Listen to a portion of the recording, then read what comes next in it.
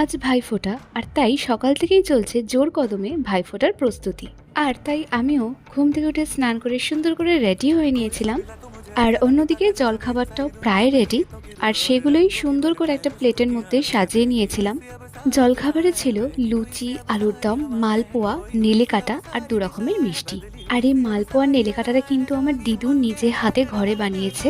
আর অন্যদিকে আরেকটা থালায় ধান, দুব্ব, চন্দন সমস্ত কিছু সুন্দর করে সাজিয়ে নিয়েছিলাম ভাইদের ফোঁটা দেওয়ার জন্য। তো এবার একে একে আমি আমার ভাইদের আর মামাদের ফোঁটা দেওয়া কমপ্লিট করলো। আর দুপুরের খাওয়া দাওয়াটাও ছিল মামার বাড়িতেই। দুপুরের মেনুর ফার্স্টেই ছিল একটা শাক, যেটার নাম অত আমার জানা নেই। আর তারপরেই ছিল ফুলকপি আলু দিয়ে তরকারি, আলু বেগুন দিয়ে পাবদা মাছের ঝোল, আর লাল লাল চিকেন কষা। আর আমি তো ভাই বোনেদের প্রচুর গিফটস পেয়েছি। আর তুমি যদি সেগুলোর আনবক্সিং দেখতে চাও তাহলে অবশ্যই ভিডিওটাকে লাইক আর চ্যানেলটাকে সাবস্ক্রাইব করে দিও। Till then, by.